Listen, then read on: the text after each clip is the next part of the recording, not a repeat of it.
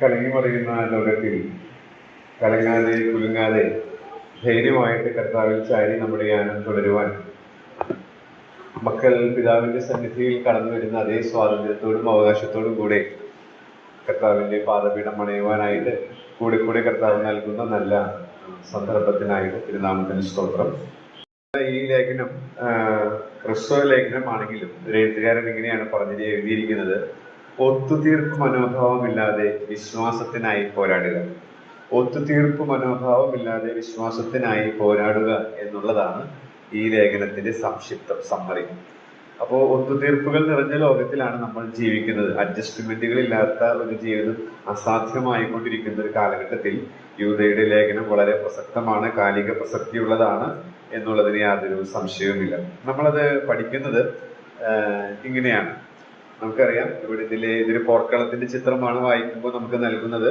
സൈന്യത്തിന്റെ പ്രത്യേകത, അതുപോലെ തന്നെ സൈന്യത്തിന്റെ ദൗത്യം, ശത്രു സൈന്യത്തിന്റെ പ്രത്യേകത, ഈ ശത്രു സൈന്യത്തോട് എങ്ങനെ നമ്മൾ പോരാടണം എന്നുള്ളതിന്റെ സ്ട്രാറ്റജീസ്, തുടർന്ന് സർവ്വ സൈന്യാധിപനായി വിജയം നൽകുന്ന ദൈവത്തെ മഹത്വപ്പെടുത്തി ലേഖനം അവസാനിക്കും. അത്രയും സിമ്പിൾ ആയിട്ടുള്ള ഒരു ലേഖനം. പക്ഷെ എന്തുമാത്രം സത്യങ്ങളാണ് നമുക്കതിൽ നിന്ന് കണ്ടെത്താനായിട്ട് സാധിക്കുക.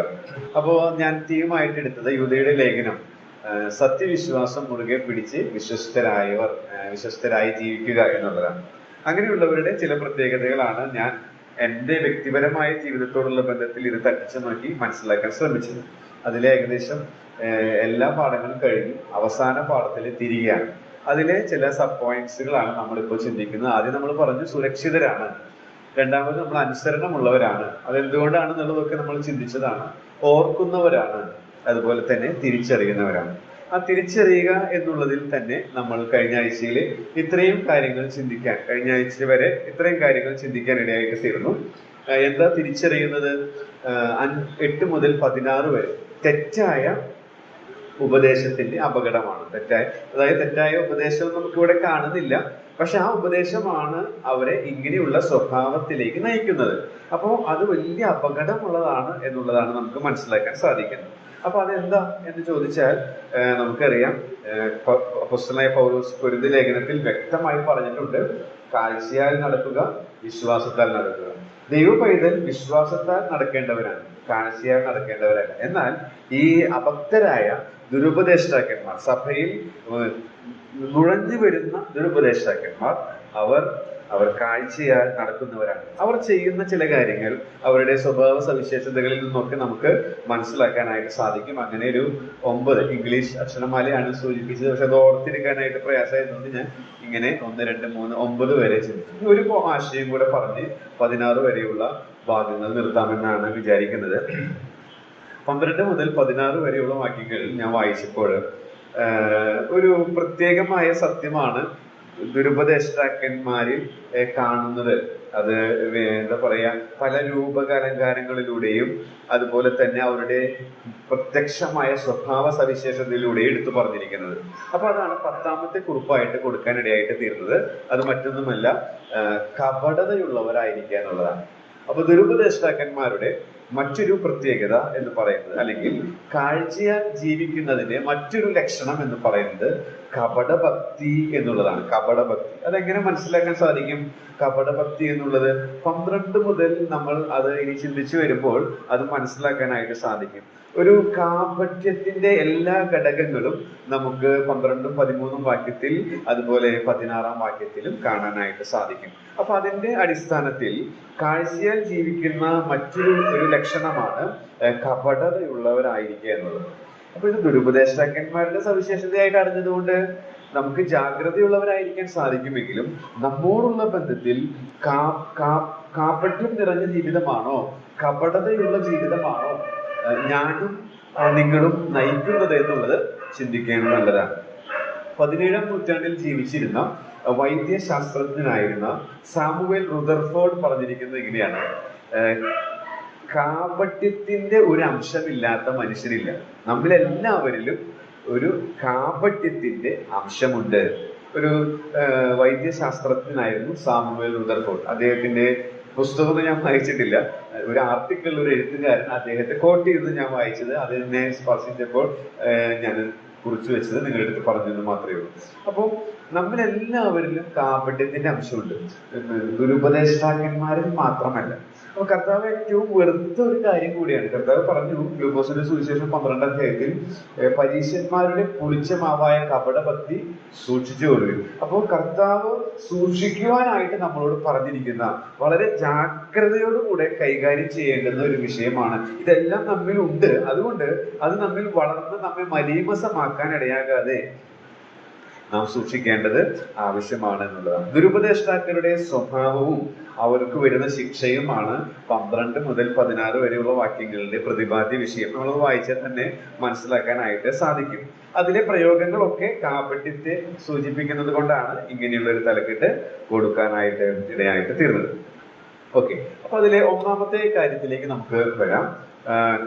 കപടതയുള്ളവരായിരിക്കുക എന്നുള്ളത് കാഴ്ചയാൽ ജീവിക്കുന്നതിന്റെ ലക്ഷണമാണ്.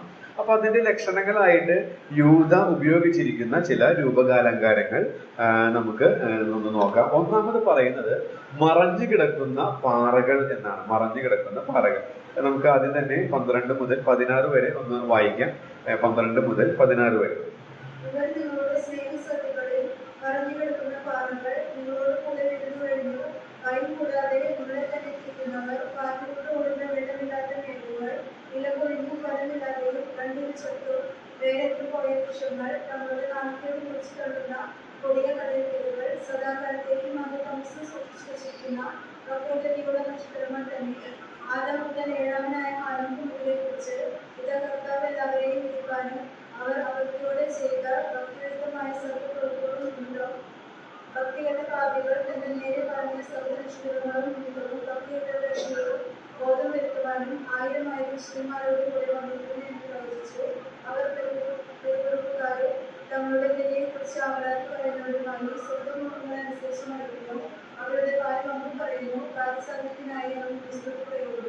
ഓക്കെ, അപ്പോ ഇതെല്ലാം തന്നെ കപടതയുടെ ലക്ഷണങ്ങളായിട്ട് നമുക്ക് കാണാനായിട്ട് സാധിക്കും. പ്രത്യേകിച്ച് 12, 13 വാക്യങ്ങൾ അത് വളരെ വ്യക്തമാണ്. അതിൽ ഒരു കാര്യമാണ് മറഞ്ഞു കിടക്കുന്ന പാറകൾ. അവിടെ പറയുന്നത് എങ്ങനെയാണ്? ഇവർ എന്ന് വെച്ചാൽ ആരാണ്? ദുരുപദേഷ്ടാക്കൾ നിങ്ങളുടെ സ്നേഹസത്യകളിൽ മറഞ്ഞു കിടക്കുന്ന പാറകൾ. മറഞ്ഞു കിടക്കുന്ന പാറകൾ. അപ്പോൾ മറഞ്ഞു കിടക്കുന്ന പാറകൾ എന്നുള്ളതിന്റെ മൂലപദത്തിന്റെ അർത്ഥം ഒരു വ്യാഖ്യാന ഗ്രന്ഥത്തിൽ ഞാൻ വായിച്ചത് കടലിലെ മറഞ്ഞു കിടക്കുന്ന പാറക്കൂട്ടങ്ങൾ എന്നുള്ളതാണ്. കടലിലെ മറഞ്ഞു കിടക്കുന്ന പാറക്കൂട്ടങ്ങൾ. അപ്പൊ നമുക്കറിയാം കടലിൽ മറഞ്ഞു കിടക്കുന്ന പാറക്കൂട്ടങ്ങൾ നമ്മൾ ഇൻട്രൊഡക്ഷനിലെ ഓർപ്പിച്ചതുപോലെ കപ്പൽ ഛേദത്തിന് ഇടയാക്കും. കപ്പലുകളെ തകർക്കുവാൻ ഇടയാക്കും. അപ്പൊ എന്തിനാ ഇവിടെ ഉപയോഗിച്ചിരിക്കുന്നത്? ഈ പാറകൾ പ്രത്യക്ഷമായിട്ട് കാണാൻ സാധിക്കില്ല, അത് മറഞ്ഞിരിക്കുകയാണ്. അത് തന്നെ കപടതയുടെ ഒരു ചിത്രം നമ്മുടെ മനസ്സിലേക്ക് കൊണ്ടുവരുന്നുണ്ട്. മാത്രമല്ല ഈ കപടത അല്ലെങ്കിൽ കപടഭക്തി നമ്മളെ നശിപ്പിക്കും. ഈ മറഞ്ഞു കിടക്കുന്ന പാറകളും കപ്പലുകളെ തകർക്കും. ടൈറ്റാനിക് കപ്പൽ ദുരന്തങ്ങളൊക്കെ നമുക്കറിയാം. മഞ്ഞുമലയിൽ തട്ടിയാണ് ലോകം കണ്ട ഏറ്റവും ആഡംബര കപ്പൽ തകരാനിടയായിട്ട് തീർന്നത്. അപ്പോ കപ്പലുകളെ, കരുത്തുള്ള വളരെ പവർഫുൾ ആയിട്ടുള്ള ആ കപ്പലുകളെ പോലും തകർക്കുവാൻ കടലിൽ മറഞ്ഞു കിടക്കുന്ന പാറകൾക്ക് സാധിക്കും. നാം തിമോഥെയോസിന്റെ ലേഖനത്തിൽ വായിക്കുന്നുണ്ട്, അവരുടെ വിശ്വാസ കപ്പൽ തകർന്നു പോയി. അപ്പൊ ദുരുപദേഷ്ടാക്കൾ ചെയ്യുന്ന ഒരു കാര്യം എന്ന് പറയുന്നത്, നമ്മൾ വളരെ വില കുറഞ്ഞ് അവരെ കണ്ടാൽ, നിസ്സാരമായി അവരെ കണക്കാക്കിയാൽ, നമ്മുടെ ഭാഗത്ത് ജാഗ്രത കുറവുണ്ടായാൽ നമ്മുടെ സഭയിലെ അല്ലെങ്കിൽ നമ്മുടെ തന്നെ വിശ്വാസ കപ്പൽ അവരിൽ തട്ടി തകരാനിടയായിട്ട് തീരും. അപ്പോൾ അതാണ് ഇവിടെ ഒന്നാമതായിട്ട് യൂദ പറയാനിടയായിട്ട് തീരുന്നത്. അപ്പോൾ എന്ത് മനോഹരമായ പ്രയോഗങ്ങളാണ് അദ്ദേഹം ഉപയോഗിക്കുന്നത്. മറഞ്ഞു കിടക്കുന്ന പാറകൾ. മറ്റൊരു ആശയം എന്ന് പറയുന്നത് സ്നേഹസദ്യകളിൽ മറഞ്ഞു കിടക്കുക. അപ്പോ സ്നേഹസദ്യ എന്ന് പറഞ്ഞാൽ നമുക്കറിയാം യൂദാ മാത്രമാണ് അത് ഉപയോഗിച്ചിരിക്കുന്നത് എന്നാണ് ഞാൻ മനസ്സിലാക്കുന്നത്. അപ്പൊ സ്നേഹസദ്യ എന്ന് പറയുന്നത് ദൈവസ്നേഹത്തിന്റെ പ്രകടമായ പ്രദർശനത്തിന്റെ ആസ്വാദ്യത അനുഭവിക്കുന്ന ഇടങ്ങളാണ്. പക്ഷേ ഈ ദുരുപദേഷ്ടാക്കളുടെ സ്വാധീനത ദൈവസ്നേഹത്തിന്റെ രുചി, ദൈവസ്നേഹത്തിന് ഒരു കുറവില്ല, അത് കൂടുകയോ കുറയുകയോ ഇല്ല. പക്ഷേ ദൈവസ്നേഹം വ്യാപരിക്കേണ്ട ദൈവമക്കളിൽ ദുരുപദേഷ്ടാക്കളുടെ സ്വാധീനത അതിന്റെ രുചിയും അതിന്റെ തൃപ്തിയും ഇല്ലാതെയാക്കും. അരുചിയുള്ളവരും അതൃപ്തിയുള്ളതാക്കി മാറ്റും. അപ്പൊ നമ്മുടെ സഭകളിൽ സ്നേഹസദ്യകളിൽ ദൈവസ്നേഹത്തിന്റെ ഊഷ്മളത ആസ്വദിക്കാൻ നമുക്ക് സാധിക്കുന്നില്ലെങ്കിൽ ഈ ദുരുപദേശത്തിന്റെ വേരുകൾ പല നിലകളിൽ നമ്മെ സ്വാധീനിച്ച് ആ ദൈവസ്നേഹത്തിന്റെ രുചി ശരിക്ക് ആസ്വദിക്കുന്ന പ്രദർശന ഇടങ്ങളായ സ്നേഹസദ്യകൾ അരുചിയും അതൃപ്തിയുമുള്ളതായിട്ട് തീരുന്നതായിട്ട് ഇടയായിട്ട് തീരും. അപ്പോൾ മറഞ്ഞു കിടക്കുന്ന പാറകൾ, ദുരുപദേഷ്ടാക്കളുടെ ഈ പ്രത്യേകത, ഈ പ്രത്യേകമായ അവരുടെ ഈ സ്വഭാവം, അത് നമ്മുടെ സഭയിൽ കടന്നു കൂടാതിരിക്കാനായിട്ട് നമ്മൾ ശ്രദ്ധിക്കേണ്ടത് ആവശ്യമാണ്. ഒന്ന്, വിശ്വാസ കപ്പൽ തകർക്കും. കാരണം പാറകൾ എന്നുള്ള പ്രയോഗം നമുക്കത് മനസ്സിലാക്കാം. രണ്ട്, സ്നേഹസദ്യകളിൽ, സ്നേഹം എന്ന് പറയുമ്പോൾ ദൈവസ്നേഹത്തിന്റെ പ്രദർശന ഇടങ്ങളായ ദൈവസഭയിൽ ഈ തെറ്റായ ഉപദേശത്തിന്റെ സ്വാധീനത്താൽ ആകർഷിക്കപ്പെട്ടവർ മുഖാന്തരം അതിന്റെ ആസ്വാദ്യത ഇല്ലാതെയായിത്തീരുന്നു. അപ്പൊ നമ്മുടെ ഒക്കെ ഇടങ്ങളിൽ അങ്ങനെ വന്നിട്ടുണ്ടെങ്കിൽ ഉറപ്പായിട്ടും അവരുടെ ഉള്ളിൽ ക്രിസ്തുവിനോടുള്ള ഏകാഗ്രതയും നിർമ്മലതയും കവർന്നെടുക്കുന്ന രീതിയിൽ പിശാച് ദുരുപദേശത്തിന്റെ വിത്ത് ഇട്ടിട്ടുണ്ട് എന്നുള്ളത് വാസ്തവമാണ്. അങ്ങനെ നമ്മൾ മനസ്സിലാക്കിയാൽ നാം കരയേണ്ടതും നിലവിളിക്കേണ്ടതും ആവശ്യമാണ്. ഞാൻ വചനം ധ്യാനിച്ചപ്പോൾ രാവിലെ പുറപ്പാട് പുസ്തകം 3-ാം അധ്യായം, ഞാനതൊന്ന് പറഞ്ഞ് മുന്നോട്ട് പോകാം ഇതിനോടുള്ള ബന്ധത്തിൽ. പുറപ്പാട് പുസ്തകം 3-ാം അധ്യായത്തിന്റെ 7-8 വാക്യങ്ങൾ, പുറപ്പാട് പുസ്തകം 3-ാം അധ്യായത്തിന്റെ 7-8 വാക്യങ്ങൾ വേറൊരു ഭാഗത്തോടുള്ള ബന്ധത്തിൽ ചിന്ത വന്നതാണ്. അത് ജസ്റ്റ് ഒന്ന് പറയാമെന്ന് വിചാരിക്കുന്നു. പുറപ്പാട് പുസ്തകം 3-ന്റെ 7-8 വാക്യങ്ങൾ അവിടെ നാം ഇങ്ങനെ വായിക്കുന്നു: യഹോവ അരുളി ചെയ്തത്, മിസ്രയീമിലുള്ള എന്റെ ജനത്തിന്റെ കഷ്ടത ഞാൻ കണ്ടു. ഊഴിയ വിചാരകന്മാർ നിമിത്തമുള്ള അവരുടെ നിലവിളിയും കേട്ടു. ഞാൻ അവരുടെ സങ്കടങ്ങൾ അറിയുന്നു. 8-ന്റെ അവസാനം, ഞാൻ അവരെ കൊണ്ടുപോകുവാൻ ഞാൻ ഇറങ്ങി വന്നിരിക്കുന്നു. അപ്പോ എനിക്ക് ഡിവോഷണൽ സബ്ജക്ട്സ്, മെസ്സേജസ് ആണ് എനിക്ക് ഏറ്റവും ഇഷ്ടം. അപ്പോൾ അതിനോടുള്ള ബന്ധത്തിലുള്ള ചിന്തകളാണ്. ഇതിൽ നിന്ന് എനിക്ക് എന്ത് പാഠം പഠിക്കാനുള്ളത്, ആത്മീകമായി പുഷ്ടിപ്പെടുത്തുന്ന അല്ലെങ്കിൽ വിട്ടുകളയേണ്ട കാര്യങ്ങൾ, അങ്ങനെയുള്ള രീതിയിലാണ് ഞാൻ ദൈവവചനം ധ്യാനിക്കുക. അപ്പോൾ ഇന്നത്തെ ഭാഗം ധ്യാനിച്ചുകൊണ്ടിരുന്നപ്പോൾ ഈ ഭാഗത്തിലേക്ക് വന്നപ്പോൾ അവരുടെ ഉള്ളിൽ നിന്ന് വന്ന നിലവിളിയാണത്, അല്ലെ? അവര് ചുമ്മാ ഒന്ന് കരഞ്ഞതൊന്നായിരിക്കില്ല. ഒരു മിഠായിക്ക് വേണ്ടിയിട്ടോ അല്ലെങ്കിൽ എന്താ പറയുക, ഒരു കിക്കാറ്റോ അല്ലെങ്കിൽ വേറെ എന്തെങ്കിലും നിസ്സാരമായ ഒരു കാര്യത്തിന് വേണ്ടിയിട്ടുള്ള ഒരു നിലവിളിയല്ല അത്. തീർച്ചയായിട്ടും ഒരു വിടുതൽ വേണം, ഒരു രക്ഷ ഈ ഫറവോന്റെ അടിമത്വത്തിൽ നിന്ന് വേണമെന്നുള്ള ഉത്കടമായ ആഗ്രഹത്തിൽ നിന്ന് ഉയർന്നു വന്ന നിലവിളിയാണ്, അതിൽ നിന്ന് വന്ന സങ്കടമാണ്. അപ്പോൾ അങ്ങനെയുള്ള നിലവിളിയെ ദൈവം എന്ത് ചെയ്തു? മാനിച്ചു. ദൈവം ഇറങ്ങി വന്നു. ഇതിനോടുള്ള ബന്ധത്തിൽ നമ്മുടെ സഭയിൽ, ഞാൻ എന്റെ വ്യക്തിപരമായ ജീവിതത്തോടുള്ള ബന്ധത്തിൽ ചിന്തിച്ച്, പക്ഷെ ഇതിനോടുള്ള ബന്ധത്തിൽ ഓർമ്മ വന്നപ്പോൾ ഞാൻ പറയുന്നത് മാത്രമേ ഉള്ളൂ. ഇങ്ങനെയുള്ള കയ്പുകളും പ്രശ്നങ്ങളും ഒക്കെ സഭയിൽ വന്നു എന്ന് കാണുമ്പോൾ ഇതുപോലെയുള്ള ഒരു നിലവിളി നമ്മുടെ ഭാഗത്ത് നിന്ന് ഒരാളെങ്കിലും ഉണ്ടായാൽ ദൈവം ആ പാപത്തിൽ നിന്ന്, ആ കയ്പിൽ നിന്ന് രക്ഷിക്കാനായിട്ട് ഇറങ്ങി വരും. ദൈവത്തിന് സ്തോത്രം. ഞാൻ എന്റെ വ്യക്തിപരമായ ജീവിതത്തോടുള്ള ബന്ധത്തിലാണ് ചിന്തിച്ചത്. വിശുദ്ധമായ ജീവിതം നയിക്കാനായിട്ട് പലപ്പോഴും പരാജയപ്പെടും. ഇപ്പൊ സ്കൂളൊക്കെ തുറന്നപ്പോ തിരക്കായി. അപ്പോ തിരക്കുകൾ വർദ്ധിക്കുമ്പോൾ കർത്താവിന്റെ സാന്നിധ്യം ആസ്വദിക്കുന്നതിൽ ഇടിവ് വരാണ്. അപ്പൊ രാത്രി ജീവിതത്തെ പരിശോധിക്കുമ്പോൾ ഫ്രീ ടൈം കിട്ടുന്ന സമയത്തിനനുസരിച്ചുള്ള സന്തോഷമില്ലായ്മ ഫീൽ ചെയ്തപ്പോ അപ്പോഴാണ് ഈ വചനം എന്നെ ധൈര്യപ്പെടുത്തിയത്. നിനക്ക് അങ്ങനെ ഇസ്രയേൽ മക്കളുടെ ഫറവോന്റെ കീഴിലുള്ള അടിമത്വത്തിൽ അവർ അനുഭവിച്ച കഷ്ടതയിൽ അവർ എത്ര മാത്രം ഡിഗ്രിയിലാണ് അവർ നിലവിളിച്ചത്. അവരുടെ ആ ആഗ്രഹം നിസ്സാരമായിരുന്നു. സോക്രട്ടീസിന്റെ ഒരു ചരിത്ര സംഭവമുണ്ട്.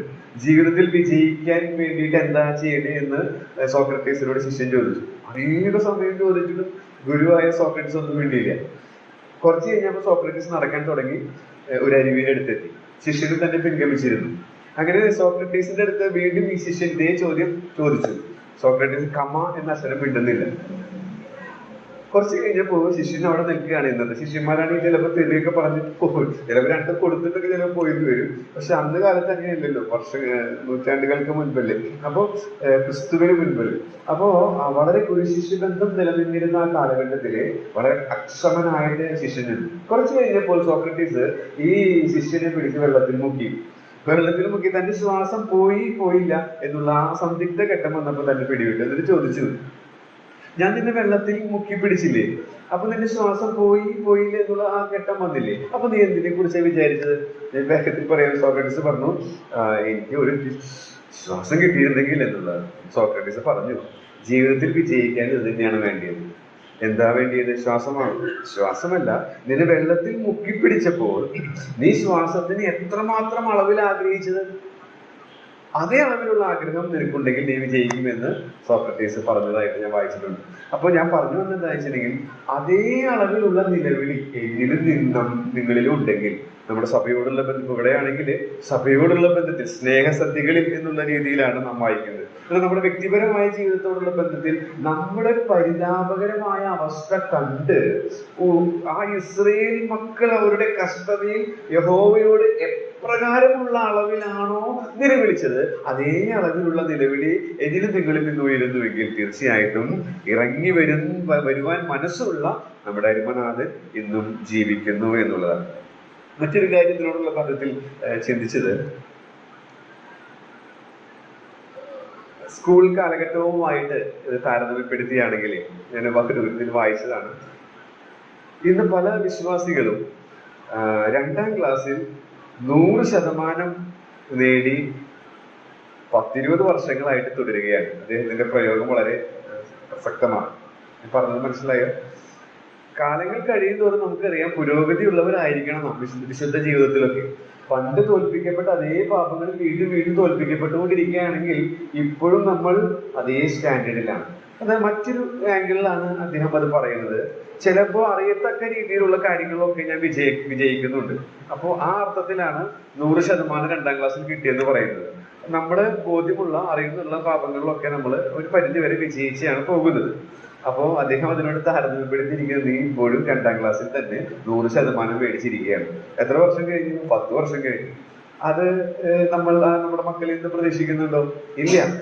നമ്മളിലുള്ള അറിയപ്പെടുന്ന സകല പാപങ്ങളും, അതുപോലെ തന്നെ ഈ ഹാനോക്കിന്റെ കാര്യം ഇവിടെ പറയുന്നുണ്ടല്ലോ, അതിനെ കുറിച്ച് ചിന്തിച്ചപ്പോഴും ഇത് മനസ്സിലേക്ക് വന്നു. അപ്പൊ പറയാന്ന് വിചാരിച്ചപ്പോ തന്നെ പറഞ്ഞു പോവാണ്.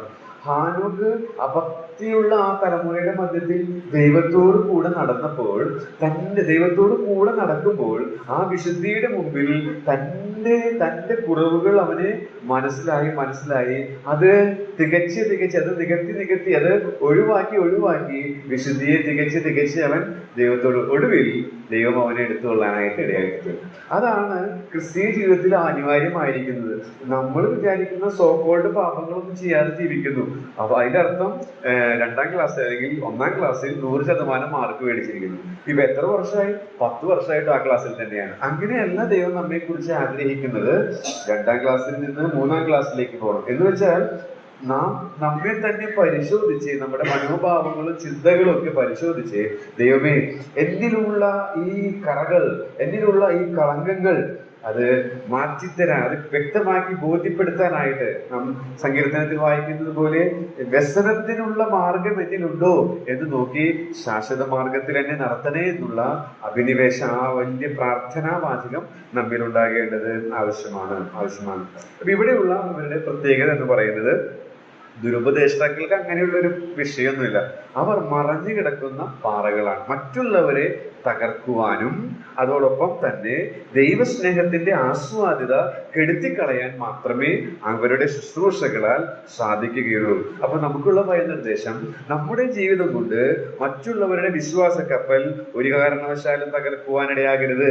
നമ്മുടെ ജീവിതം കൊണ്ട് ദൈവസ്നേഹത്തിന്റെ ആസ്വാദ്യത ദൈവസഭയിൽ നഷ്ടപ്പെടാനായിട്ട് ഇടയാകരുത്. ഈ നിർബന്ധം എന്നിലും നിങ്ങളിലും ഉണ്ടാകേണ്ടത് ആവശ്യമാണ്. എന്നാൽ ജാഗ്രത കുറവുണ്ടെങ്കിൽ വലിയ വില നൽകാൻ ഇടയായിട്ട് തീരും.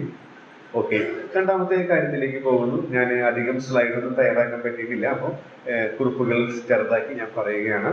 2ാമത്തെ ആശയം എന്ന് പറയുന്നത്, തങ്ങളെ തന്നെ തീറ്റുന്നവർ. നമ്മുടെ മലയാളത്തില് അങ്ങനെയുള്ള ഒരു പ്രയോഗമല്ല അവിടെ ഉള്ളത്. നിങ്ങളോട് കൂടെ വിരുന്ന് കഴിഞ്ഞ് ഭയം കൂടാതെ നിങ്ങളെ തന്നെ തീറ്റുന്നവർ എന്നാണ്. പക്ഷെ അത് അങ്ങനെയല്ല. ഇംഗ്ലീഷിലും അതുപോലെ മറ്റ് ഭാഷാന്തരങ്ങളും നമ്മൾ പരിശോധിക്കുമ്പോൾ നിങ്ങളെ തന്നെ തീറ്റുന്നവർ എന്നല്ല, തങ്ങളെ തന്നെ തീറ്റുന്നവർ എന്നുള്ളതാണ്. തങ്ങളെ തന്നെ തീറ്റുന്നവർ. അപ്പോ അത് സ്വാർത്ഥതയുടെ ചിത്രം, സ്വന്തം സുഖം അന്വേഷിക്കുന്നതിന്റെ ചിത്രം നമ്മുടെ മനസ്സിലേക്ക് കൊണ്ടുവരുന്നു. അപ്പോൾ സ്നേഹസദ്യകളിൽ തങ്ങളെ തന്നെ തീറ്റുക എന്നുള്ളതിന്റെ ഒരു ആലങ്കാരിക പ്രയോഗമാണല്ലോ ഇവിടെ കാണുന്നത്. അപ്പൊ നമുക്ക് നമ്മുടെ ജീവിതത്തെ പരിശോധിച്ചാല് ദൈവസഭയിൽ ദൈവം തന്നിരിക്കുന്ന കൃപാവരങ്ങൾ പൊതു പ്രയോജനത്തിനുള്ളതാണ്. അത് നമ്മുടെ തന്നെയുള്ള മഹിമയ്ക്കും നമ്മുടെ തന്നെയുള്ള എന്തെങ്കിലും ഇതിന് വേണ്ടിയിട്ടുള്ളതല്ല. അത് പൊതുപ്രയോജനത്തിനായിട്ട് നൽകിയിരിക്കുന്നതാണ്. പ്രത്യേകിച്ച് ദൈവസഭയിലെ ഉപദേഷ്ടാക്കന്മാരോടുള്ള ബന്ധത്തിൽ അവർ തങ്ങളെ തന്നെ തീറ്റുന്നവരല്ല, മറിച്ച് അവർ ദൈവജനത്തെ പോറ്റേണ്ടവരാണ്.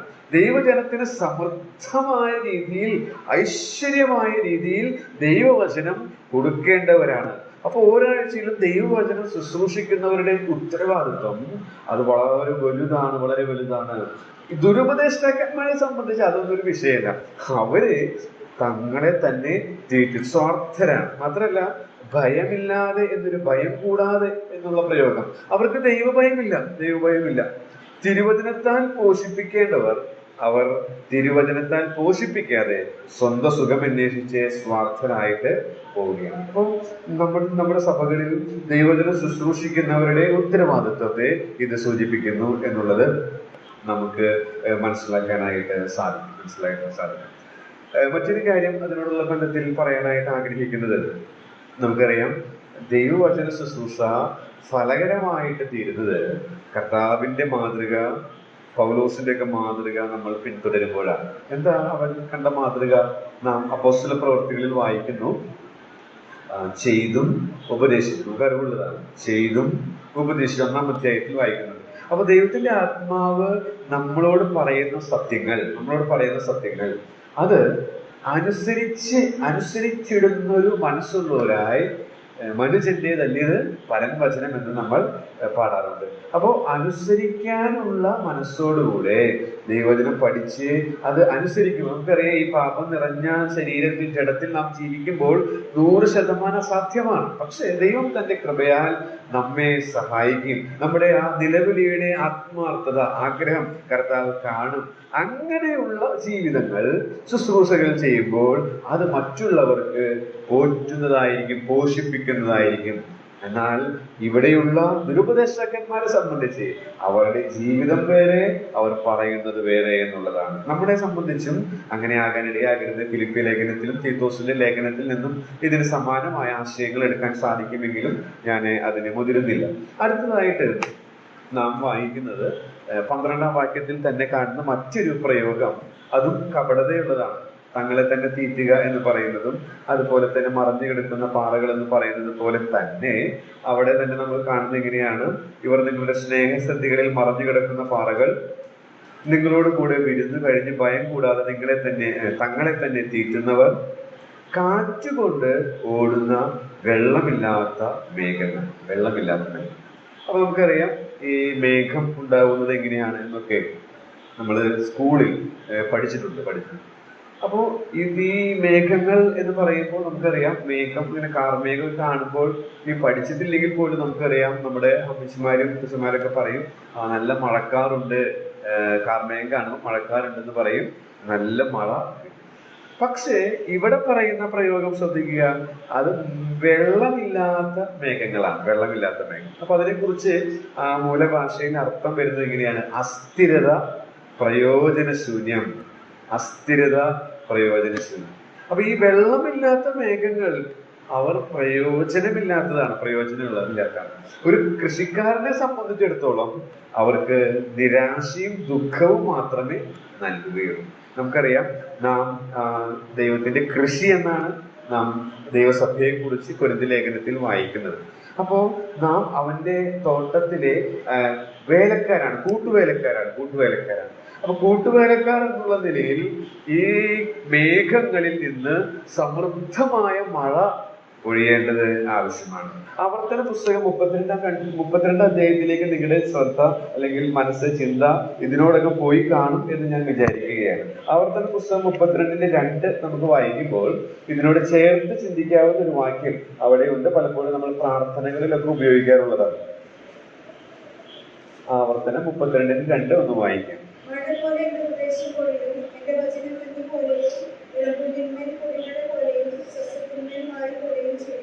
ദൈവവചനത്തെ മഴ പോലെ പൊഴിയുന്നതിനായിട്ട്, മഞ്ഞ പോലെ ഇളമ്പുല്ലിന്മേൽ പൊടിമഴ പോലെ സസ്യത്തിൽ മാരി പോലെ ചൊരിയുന്നതായിട്ട് മോശ രേഖപ്പെടുത്തിയിരിക്കുകയാണ്. അപ്പൊ ഇവിടെ വെള്ളമില്ലാത്ത മേഘങ്ങളാണ്. അപ്പൊ എന്താ ഇവിടെ പറയുന്നത്?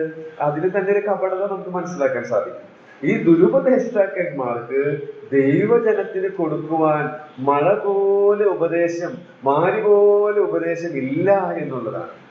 എന്നാൽ ശരിയായ ഉപദേഷ്ടാക്കന്മാർ ദൈവവചനത്തിന്റെ പച്ചപ്പുൽമാരിയിൽ ദിനംതോറും വീഴുന്നവർക്ക് സമൃദ്ധമായി മഴ പോലെ, ആശിഷമാരി എന്ന് നമ്മൾ പാടാറുള്ളത് പോലെ തന്നെ അത് കൊടുക്കുവാനായിട്ട് സാധിക്കും എന്നുള്ള കാര്യം നമുക്ക് അവിടെ നിന്ന് മനസ്സിലാക്കാനായിട്ട് സാധിക്കുന്നുണ്ട്.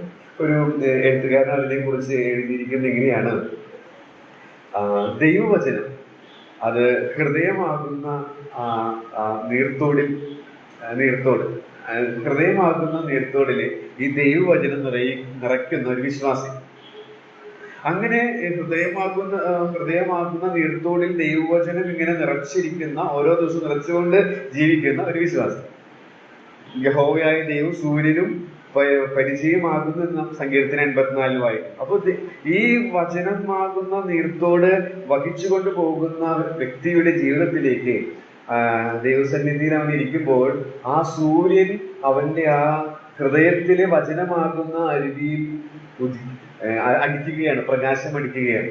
അപ്പൊ ആ എഴുത്തുകാരൻ പറഞ്ഞത് എങ്ങനെയാണ്? അങ്ങനെ ആ പ്രകാശം അടിക്കുമ്പോൾ അതിൽ നിന്ന് സന്ദേശങ്ങൾ ഇങ്ങനെ ഉയരുകയാണ്. അത് ദൈവജനത്തിങ്കിലേക്ക് ഉപദേശമായിട്ട് പൊഴിയുകയാണ്. ഇങ്ങനെയുള്ള ശുശ്രൂഷകളാണ് പ്രയോജനകരമായ ശുശ്രൂഷകൾ, ശരിയായ ഉപദേഷ്ടാക്കന്മാരിൽ നിന്ന് വരുന്ന ശുശ്രൂഷകൾ. എന്നാൽ ദുരുപദേഷ്ടാക്കൾക്ക് അങ്ങനെയുള്ള ഒരു പ്രമാണമില്ല. ദൈവത്തിന്റെ സന്നിധിയിൽ കാത്തിരിക്കുവാൻ, ദൈവവചനവുമായിട്ട് ഇരിക്കാൻ, ദൈവവചനവുമായിട്ട് ഹൃദയം നിറയ്ക്കാൻ, ദൈവത്തിൽ നിന്ന് ആ വെളിച്ചം ലഭിക്കാൻ, ആ ചൂട് ലഭിച്ച് അത് ആവിയായിട്ട് മുകളിലേക്ക് ഉയരുവാൻ, അത് മേഘമായി രൂപപ്പെട്ട് ദൈവജനത്തിന് ആശിഷമാരിയായിട്ട് പെയ്യുവാനായിട്ട് ദുരുപദേഷ്ടാക്കൾക്ക് സാധിക്കുന്നതല്ല. എന്നാൽ യഥാർത്ഥമായ ദൈവഭക്തർക്ക് അത് സാധിക്കും എന്നുള്ളതിന് യാതൊരു സംശയവുമില്ല.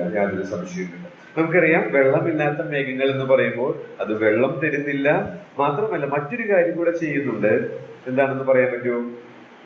കാർമേഘം ചെയ്യുന്നത് സൂര്യനെ അത് മറയ്ക്കുകയാണ്.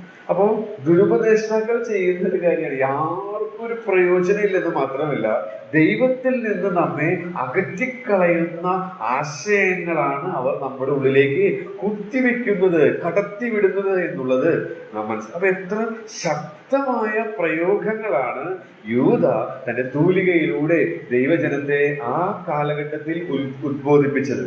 അത് ഈ കാലഘട്ടത്തിലും എത്രയോ അധികം പ്രസക്തമാണെന്നുള്ളത് നമുക്ക് മനസ്സിലാക്കാനായിട്ട് സാധിക്കുന്ന ഒരു സത്യമാണ്. അപ്പോ ആ കാര്യം അങ്ങനെ ഞാൻ വിടുകയാണ്. അടുത്തത് വീണ്ടും 12-ാം വാക്യത്തിലേക്ക് നമ്മൾ നോക്കുമ്പോൾ കാണുന്നത്, ഇല കൊഴിഞ്ഞും ഫലമില്ലാതെയും രണ്ടിന് ചത്തും വേരറ്റുപോയ വൃക്ഷം. രണ്ടിന് ചത്തു എന്ന് പറയുമ്പോൾ നാം മനസ്സിലാക്കുന്നത് അത് 2 പ്രാവശ്യം ചത്തു എന്നുള്ള ഒരു പ്രയോഗം, ഒരു അർത്ഥം അതിനുണ്ട് എന്നുള്ളതാണ്. 2 പ്രാവശ്യം എന്ന് വെച്ചാൽ വേരുമില്ല, ഇലയും ഫലവുമില്ല, പുറത്തും അകത്തും നിർജീവമായ അവസ്ഥയെ സൂചിപ്പിക്കുന്ന ഒരു പ്രയോഗമാണ്. അപ്പൊ ദുരുപദേഷ്ടാക്കൾ അങ്ങനെയാണ്. പുറത്തും അകത്തും ഒരു തരത്തിലുള്ള ഫലവും അവരിലില്ല എന്നുള്ളതാണ് വാസ്തവം. അപ്പൊ നമ്മുടെ ഇടയിൽ നമ്മുടെ ജീവിതത്തിൽ അങ്ങനെയാണോ? രഹസ്യമായും പരസ്യമായും പൊള്ളയായ ഒരു ജീവിതമാണ് നമ്മുടേത് എന്ന് നാം പരിശോധിക്കേണ്ടത് ആവശ്യമാണ്. ഈ വൃക്ഷത്തോട് ദുരുപദേഷ്ടാക്കന്മാരെ യൂത ഉപമിക്കുമ്പോൾ നമുക്കറിയാം, നമ്മളെ ചെറുപ്പത്തിൽ തന്നെ ഇപ്പൊ എന്റെ ആന്റിമാര് എന്നെ പഠിപ്പിച്ചിട്ടുള്ള വാക്യ മത്സരത്തിനൊക്കെ പഠിപ്പിച്ചിട്ടുള്ള സങ്കീർത്തനാണ് 1-ാം സങ്കീർത്തനം, 23 അങ്ങനെയൊക്കെയുള്ള സങ്കീർത്തനം. അപ്പൊ ആ സങ്കീർത്തനങ്ങളിലേക്ക് നമ്മുടെ ശ്രദ്ധ പോകും. 1-ാം സങ്കീർത്തനത്തിലേക്ക് പോകുമ്പോൾ ദുരുപദേഷ്ടാക്കന്മാർ വേരറ്റുപോയ ഫലമില്ലാത്ത വൃക്ഷങ്ങളാണ്. ഇലയില്ല, ഫലമില്ല, വേരില്ലാത്ത വൃക്ഷങ്ങളാണെങ്കിൽ ഒരു യഥാർത്ഥമായ ഭക്തനായ മനുഷ്യൻ അല്ലെങ്കിൽ ഒരു യഥാർത്ഥ ഉപദേഷ്ടാവിന്റെ ഒരു ചിത്രം 1-ാം സങ്കീർത്തനം നമുക്കിപ്പോ മനപ്പാടം അറിയാവുന്നതാണെങ്കിലും അവിടെ നാം വായിക്കുന്നുണ്ട്. അതിന്റെ 2-ഉം 3-ഉം വാക്യത്തിൽ നമുക്കൊന്ന് വായിക്കാം. 2-ഉം 3-ഉം വാക്യത്തിൽ യഹോവയുടെ ന്യായപ്രമാണത്തിൽ സന്തോഷിച്ച് അവന്റെ ന്യായപ്രമാണത്തിൽ രാവുകൾ ധ്യാനിക്കുന്നവൻ ഭാഗ്യവാൻ.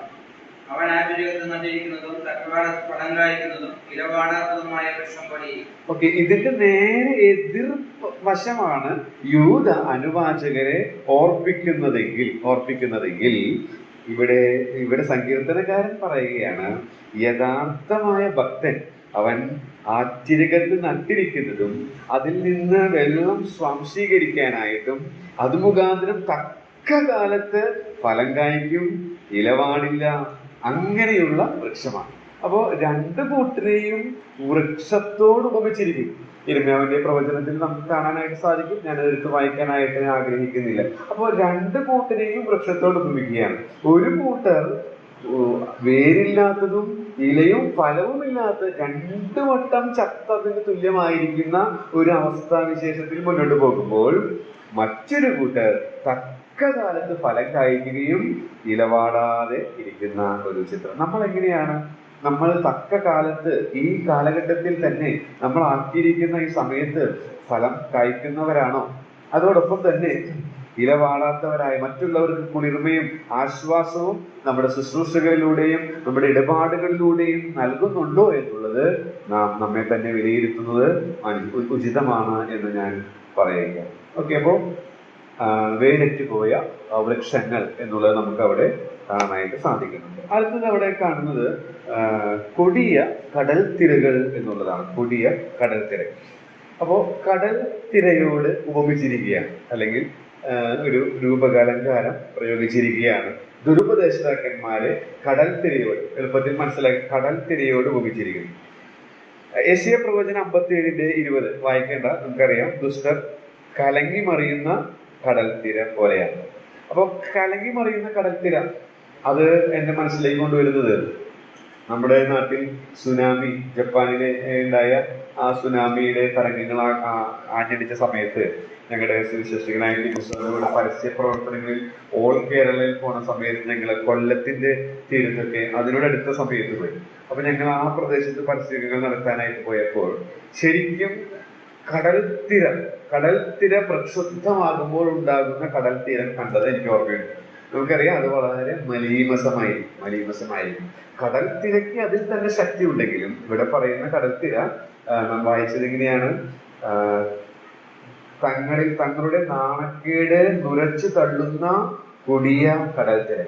അപ്പൊ കടൽ തിരമാലയുടെ ശക്തി ഉപയോഗിച്ച് ഒരുപാട് പ്രയോജനങ്ങളുണ്ട്. നമ്മുടെ മക്കൾ സ്കൂളുകളിലൊക്കെ അത് പഠിക്കുന്നുണ്ട്. പക്ഷെ ഇവിടെ പറയുന്നത് നേരത്തെ പറഞ്ഞ പോലെ വൃക്ഷം, അത് ദൈവ യഥാർത്ഥ ഭക്തനെ സംബന്ധിച്ചും ദുരുപദേശകരെ സംബന്ധിച്ചും ഉപമിച്ചിരിക്കുന്നത് പോലെ തന്നെ ഈ കടൽ തിര ഇവിടെ പറയുന്നത് അവരുടെ ശുശ്രൂഷകളിലൂടെയും അവരുടെ പ്രവൃത്തികളിലൂടെയും നാണക്കേട് നുരച്ചു തള്ളുകയാണ്. മലിനത വ്യാപിക്കുക എന്നുള്ളതല്ലാതെ അവരിലൂടെ ഒന്നും വരുന്നില്ല എന്നുള്ളതാണ് അവിടെ നിന്ന് മനസ്സിലാക്കാനായിട്ട് സാധിക്കുന്നത്. കൊടിയ കടൽ തിരകൾ ചേറും ചെളിയും മേലോട്ട് തള്ളുന്നു എന്നുള്ളതാണ് ഈ കൊടിയ കടൽ തിരകളുടെ പ്രത്യേകതയായിട്ട് നമുക്ക് മനസ്സിലാക്കാനായിട്ട് സാധിക്കുന്നത്. അപ്പൊ മാത്രമല്ല, ഒരു ആശയം കൂടെ അതിൽ നിന്ന് നമുക്ക് പഠിക്കാൻ സാധിക്കും. ഇത് വൻ നാശനഷ്ടങ്ങൾ ഉണ്ടാക്കും. ആ സുനാമി കടൽത്തിരയുടെ തന്നെ നമുക്കറിയാം, എത്ര ജീവിതങ്ങൾ, എത്ര വാസസ്ഥലങ്ങൾ, എത്ര സസ്യജാലങ്ങൾ ഒക്കെ അത് നശിപ്പിക്കാനായിട്ട് ഇടയായിട്ട്. അപ്പൊ വലിയ നാശനഷ്ടം, വലിയ ആഘാതം നമുക്കുണ്ടാകും.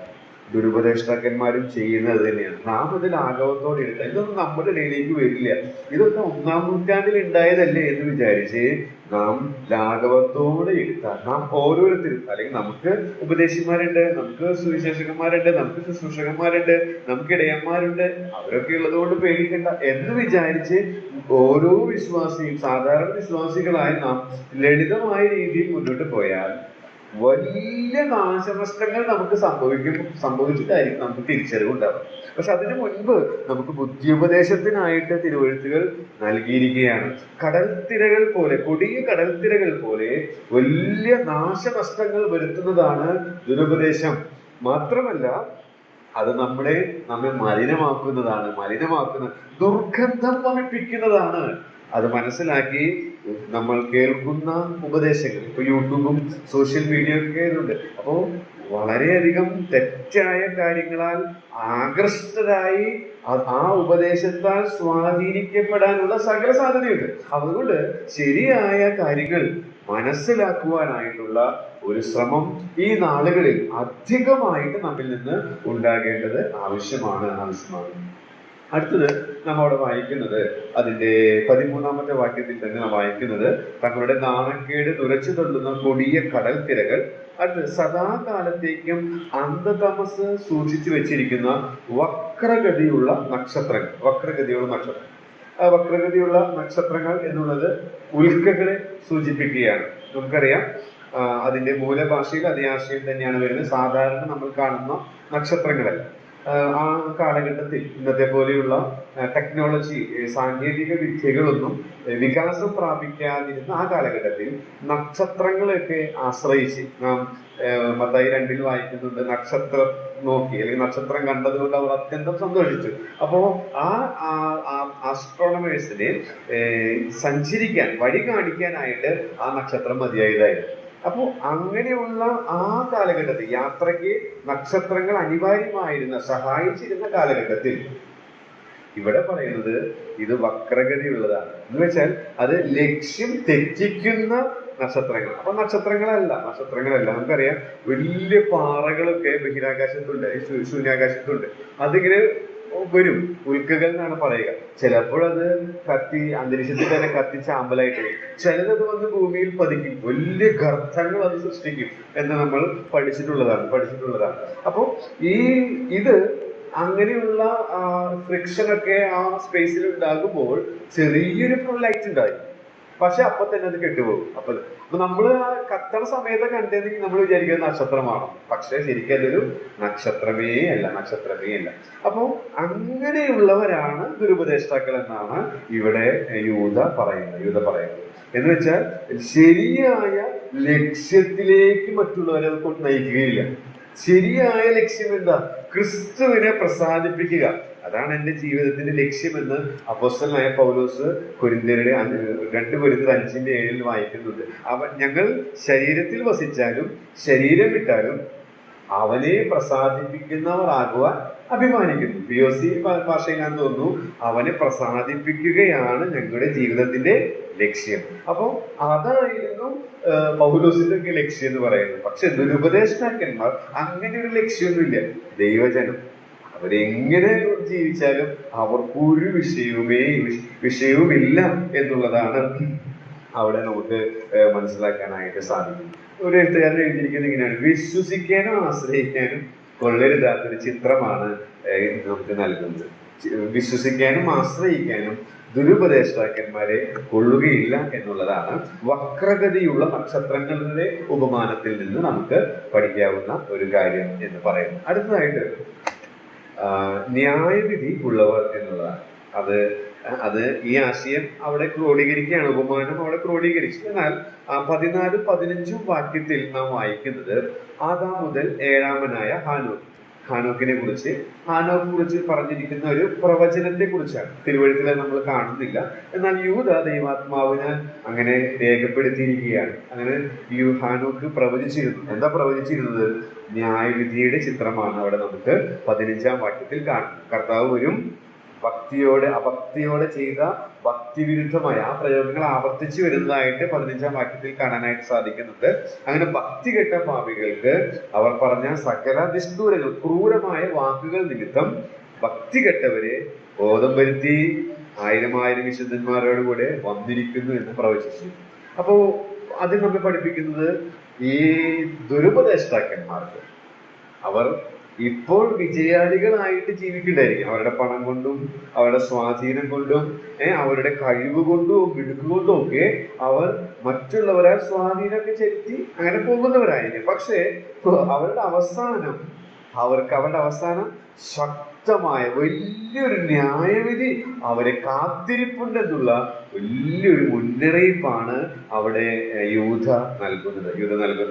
അത് ഹാനോക്കിന്റെ പ്രവചനവുമായിട്ട് യൂദ കോട്ട് ചെയ്യുമ്പോൾ അഭക്തിയുള്ള ലോകത്തിൽ ദൈവത്തോട് ചേർന്ന് നടന്ന് തന്റെ കുറവുകൾ ആ മുഖപ്രകാശത്തിന്റെ വെളിച്ചത്തിൽ മനസ്സിലാക്കി അത് നികത്തി വീണ്ടും വീണ്ടും ദിനംതോറും ദൈവത്തോട് കൂടെ 300 സംവത്സരത്തോളം നടന്ന് ദൈവത്തോട് കൂടെ എടുക്കപ്പെട്ട ചിത്രം സൂചിപ്പിച്ചുകൊണ്ട് യൂദ പറയുകയാണ്, ഹാനോക്ക് അന്ന് പ്രവചിച്ചു അഭക്തരായ ആളുകളെ ദൈവം ന്യായം വിധിക്കും. അതിനുശേഷം നമുക്കറിയാം നോഹയുടെ കാലഘട്ടത്തിൽ ഒരു വലിയ ജലപ്രളയത്തിലൂടെ ന്യായവിധി ഉണ്ടായതായിട്ട് കാണുന്നുണ്ട്.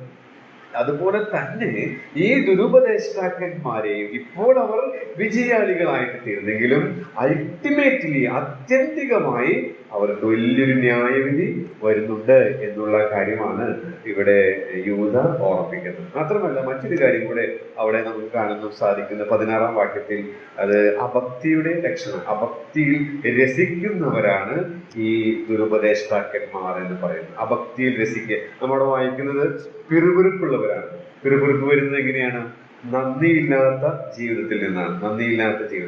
മാത്രമല്ല ആവലാതി പറയുകയാണ്. ആവലാതി പറയുന്നത് എന്തുകൊണ്ടാണ്? തൃപ്തിയില്ലാത്ത ജീവിതത്തിൽ നിന്നാണ്. മാത്രമല്ല സ്വന്തം മോഹം പാപത്തോടുള്ള ബന്ധത്തിലുള്ള ഒരു വെറുപ്പില്ലാത്ത ഒരവസ്ഥയിൽ നിന്ന് വരികയാണ്. വമ്പ് പറയുക, ധിക്കാരത്തോടെ വീരവാദം മുഴക്കുകയാണ്. സ്വയത്തെ ഉയർത്തുന്നതിന്റെ ചിത്രമാണ്. നമ്മളെപ്പോൾ ഒരു കുറവുകൾ ചൂണ്ടിക്കാണിക്കുമ്പോൾ നമ്മൾ അത് അക്സെപ്റ്റ് ചെയ്യാൻ മനസ്സില്ലെങ്കിൽ നമ്മുടെ സ്വയത്തെ പ്രൊജക്റ്റ് ചെയ്യുന്ന ഒരു ജീവിത ശൈലിയാണ് മുഖസ്തുതി പറയുക. അപ്പൊ ഇങ്ങനെയൊക്കെയുള്ള ഒരു ചിത്രം, അത് അഭക്തിയുടെ ചിത്രമായി. അപ്പൊ അതിൽ രസിക്കുന്നവരാണ് ഈ ദുരുപദേഷ്ടാക്കന്മാർ എന്ന് പറയുന്നത്. എന്നാൽ നമ്മെ സംബന്ധിച്ച് യോബ് 32-21 വായിക്കേണ്ട. യോബ് പറയാണ്, മുഖസ്തുതി പറയാൻ എനിക്ക് അറിഞ്ഞുകൂടാ. അപ്പോ ഭക്തനെ സംബന്ധിച്ച് അവന് ഇതൊന്നും വിഷയമേല. വിറുപിറുപ്പ്, അത് ആവലാതി, സ്വന്തം മോഹങ്ങളാലുള്ള ആകർഷണം, വമ്പ് പറയുക, മുഖസ്തുതി, ഇതൊന്നും അവനെ സംബന്ധിച്ച് വിഷയമേ അല്ല എന്നുള്ളത്. എന്നാൽ അഭക്തിയിൽ രസിക്കുക എന്ന് പറയുന്നത് ഒരു ദുരുപദേഷ്ടാവിന്റെ ഹോബിയായിട്ട് നമുക്ക് മനസ്സിലാക്കാനായിട്ട് സാധിക്കും. പ്രിയമുള്ളവരെ, ഈ ദുരുപദേഷ്ടാക്കന്മാരിൽ കാണുന്ന ഈ ലക്ഷണം, അത് കാഴ്ചയാൽ ജീവിക്കുന്നതിന്റെ ലക്ഷണമായിട്ടാണ് ഞാൻ പഠിക്കാനായിട്ട് ഇടയായിട്ട് തീർന്നത്. നമ്മുടെ ജീവിതത്തിൽ ഈ ലക്ഷണങ്ങൾ ഉണ്ടെങ്കിൽ, ഞാൻ നേരത്തെ ഓർപ്പിച്ചതുപോലെ ആ ഇസ്രയേൽ മക്കളുടെ ഉള്ളിൽ നിന്ന് വന്ന നിലവിളി പോലെയുള്ള ഒരു നിലവിളി എന്നും ഉയരാൻ സാധിച്ചാൽ നാഗസാഹിത്യത്തിന്റെ ഒരു പാട്ടുണ്ട്, ഞങ്ങൾ ഇടയ്ക്കിടയ്ക്ക് ഞങ്ങളുടെ ചൊവ്വാഴ്ച പ്രാർത്ഥനകളിൽ എടുക്കുന്നതാണ്. എന്നും ഉണരേണം ക്രിസ്ത്യൻ ഭക്തനെ, നിത്യം ധരിക്കണം കർത്തൻ ശക്തി. എന്നും ഇതേ അവസ്ഥ നമുക്കുണ്ടായിരിക്കണം. കർത്താവ് പറഞ്ഞു, ഗിരിപ്രഭാഷണത്തോടുള്ള ബന്ധത്തിൽ മത്തായി സുവിശേഷം 5-ാം അധ്യായത്തിലേക്ക് വരുമ്പോൾ അവിടെ നാം വായിക്കുന്നത് ഇങ്ങനെയാണ്: നീതിക്ക് വേണ്ടി വിശന്നു ദാഹിക്കുക, ദുഃഖിക്കുന്നവർ ഭാഗ്യവാന്മാർ, അവർക്ക് ആശ്വാസം ലഭിക്കും. അപ്പൊ നമ്മുടെ ഉള്ള അവസ്ഥയെ ഓർത്ത് ശരിക്കും ദുഃഖിക്കാനായിട്ട്, മറ്റുള്ളവരുടെ അവസ്ഥ ഓർത്ത് ദുഃഖിക്കേണ്ടതില്ല, നമ്മുടെ ഉള്ള അവസ്ഥ ഓർത്ത് വാസ്തവമായിട്ട് ദുഃഖിക്കാൻ സാധിച്ചാൽ തീർച്ചയായിട്ടും നമ്മുടെ ജീവിതത്തിലെ രൂപാന്തരം വരും, പുരോഗതി ഉണ്ടാവും. നിരന്തരമായി തോൽപ്പിക്കപ്പെട്ടുകൊണ്ട് നാളുകളായി 2-ാം ക്ലാസ്സിൽ തന്നെ കഴിയേണ്ട അവസ്ഥ ഇല്ല. അതിൽ നിന്ന് 3-ാം ക്ലാസ്സിലേക്കും 4-ാം ക്ലാസ്സിലേക്കും ജയിക്കാനായിട്ട് നമുക്ക് സാധിക്കും എന്നുള്ളതിന് യാതൊരു സംശയം. ഇത് വായിച്ചപ്പോൾ എന്റെ മനസ്സിലേക്ക് വന്ന ഒരു ചെറിയ ചിന്തയോടെ പറഞ്ഞ് ഞാൻ നിർത്താം. 1 യോഹന്നാൻ 2:28 1 യോഹന്നാൻ 2:28 നാം ഇങ്ങനെ വായിക്കുന്നുണ്ട്, ഇനിയും കുഞ്ഞുങ്ങളെ, അവൻ പ്രത്യക്ഷനാകുമ്പോൾ നാം അവന്റെ സന്നിധിയിൽ ലജ്ജിച്ചു പോകാതെ അവന്റെ പ്രത്യക്ഷതയിൽ നമുക്ക് ധൈര്യം ഉണ്ടാകേണ്ടതിന് അവനിൽ വസിക്കും. നമ്മുടെ സ്വന്തം ശക്തിയാലോ സ്വന്തം മിടുക്കാലോ ഈ ദുരുപദേഷ്ടാക്കന്മാരുടെ ഈ സ്വഭാവ സവിശേഷതകളെ ജയിക്കാനൊന്നും സാധിക്കില്ല. പക്ഷെ അവിടെ ദൈവത്തിന്റെ ആത്മാവ് പറയുന്നത് അവനിൽ വസിച്ചാൽ സാധിക്കും. അവനിൽ വസിച്ചാൽ അങ്ങനെ ജീവിച്ചാലുള്ള ഗുണം അവൻ പ്രത്യക്ഷനാകും, അത് ഉറപ്പാണ്. നാം യൂത പറയുന്നത് അത് ഉറപ്പ്. 3 ഉറപ്പുകൾ യൂത അവിടെ തരുന്നുണ്ട്. ഞാനത് പറയാനായിട്ട് ആഗ്രഹിക്കുന്നില്ല ഇപ്പോൾ. അവൻ വരും, ഞാൻ വിശദീകരിക്കാൻ ആഗ്രഹിക്കുന്നില്ല. അവൻ വരും, അവനോട് കൂടി വിശുദ്ധന്മാരുണ്ട്. അതുപോലെ തന്നെ ഒരു ഉദ്ദേശ പൂർത്തീകരണത്തിനാണ് അവൻ വരുന്നത്, അതവിടെ സ്പഷ്ടമാണ്. പക്ഷെ അവൻ വരുമ്പോൾ നമ്മോടുള്ള ബന്ധത്തിൽ നാം ലജ്ജിച്ചു പോകുമോ? നമുക്ക് ധൈര്യമുണ്ടാകുമോ? മത്തായി സുവിശേഷത്തിൽ നാം വായിക്കുന്നത് പോലെ നല്ലവനും വിശ്വസ്തനുമായ ദാസനെ എന്നുള്ള വിളി കേൾക്കാൻ നമുക്ക് അങ്ങനെ സാധിക്കണമെങ്കിൽ നമ്മുടെ അനുദിന ജീവിതത്തിൽ മനസ്സ് പുതുക്കി രൂപാന്തരപ്പെടണം. അല്ലെങ്കിൽ സാധിക്കുകയില്ല. ഈ ലോകത്തിന് അനുരൂപരാകാൻ സാധ്യതയുള്ള എല്ലാ സാഹചര്യങ്ങളും ഉണ്ട്. ദുരുപദേഷ്ടാക്കന്മാരാൽ സ്വാധീനിക്കപ്പെട്ട് വിശ്വാസ കപ്പൽ തകർന്നു പോകാനുള്ള എല്ലാ സാധ്യതയുണ്ട്. എന്നിലുമുണ്ട്, നിങ്ങളിലുമുണ്ട്. പക്ഷേ അതിനെ അതിജീവിക്കാൻ സാധിക്കണമെങ്കിൽ അവനിൽ വസിക്കണം, അവനിൽ പറ്റിച്ചേർന്നിരിക്കണം.